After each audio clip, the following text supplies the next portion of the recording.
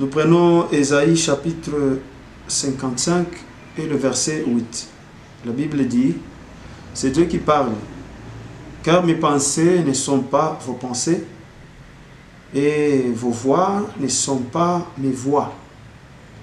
Car mes pensées ne sont pas vos pensées et vos voix ne sont pas mes voix. Un verset très important comme dans l'ensemble de la Bible.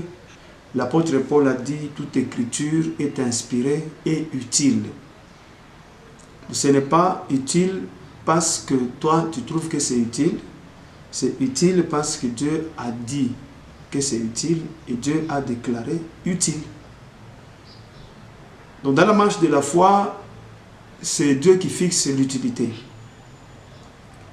Tu ne peux pas dire à Dieu, bon, la parole que tu me donnes là, je sens que ce n'est pas tellement important pour moi. Non, ce n'est pas à nous de décider. Comme un enfant nouveau-né n'a pas à prendre des décisions sur son repas, nous non plus, nous ne déciderons jamais sur ce que nous devons prendre pour notre stabilité spirituelle. Et aujourd'hui, c'est Ésaïe chapitre 58, c'est chapitre 55 et le verset 8. Mes pensées ne sont pas vos pensées, mes voix ne sont pas vos voix. Quand on parle de voix ici, on voit les pistes de solutions que Dieu trouve chaque fois quand nous l'invoquons et nous nous attendons à lui.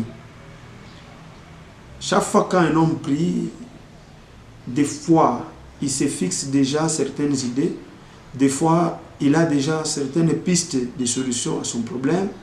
Dans la plupart des cas, tu demandes de l'argent au Seigneur, mais dans ton esprit, c'est un frère Richard qui passe. Dans ton esprit, c'est le pasteur, comme il est stable, que Dieu le touche. Dans ton esprit, c'est tel frère qui a eu l'emploi il n'y a pas longtemps, on lui donne 3 000 $. Ça arrive même à certains de nos collègues pasteurs. Il fait un programme de l'église en fonction des salaires qu'il connaît de certains fidèles. Il peut faire l'appel des fonds, ce qu'on appelle l'appel des fonds, en fonction de certaines têtes qu'il voit dans l'église. Ça, c'est une grave erreur. Nous ne devons pas mettre notre confiance dans l'homme. Alors, quand tu invoques Dieu, il faut que dans ton esprit, qu'il y ait Dieu et Dieu seul.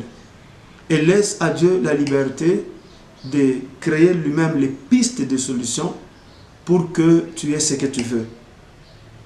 Dès que Dieu détecte, dès qu'il voit en toi que même si tu l'invoques, mais tu t'attends à un homme, c'est fini, il se retire. Parce qu'il veut être seul. Il veut que nous puissions faire totalement confiance en lui. Voilà pourquoi il y a même des versets dans la Bible qui disent « Maudit soit celui qui se confie dans l'homme ». Ne crée pas toi-même tes pistes de solutions. Tu as besoin d'argent, invoque Dieu. Ne t'imagine pas des histoires. Ne t'imagine pas des histoires. Attends-toi à Dieu. Il interviendra d'une manière ou d'une autre dans sa souveraineté parce qu'il est ton Père. Nous pouvons chercher Dieu, nous pouvons le connaître, mais ses voies, nous ne les connaîtrons jamais. Les pistes de solution, nous ne les connaîtrons jamais. Il n'y a aucun homme sur la terre qui n'aura la maîtrise de ces domaines-là. J'ai tellement cherché Dieu, maintenant je comprends les voies. Non, tu ne comprendras pas, car il y a un autre verset qui dit « Les voies de Dieu sont incompréhensibles ». C'est une information qu'on nous donne. Dieu ne nous dit pas « Cherchez-moi » et les voies incompréhensibles, vous les comprendrez. On ne comprendra jamais. Même moi qui suis en train de vous enseigner, Dieu ne cesse de me surprendre. Quand je l'invoque, les pistes de solutions qu'il utilise me surprennent toujours. Alors, vos voix ne sont pas les voix de Dieu.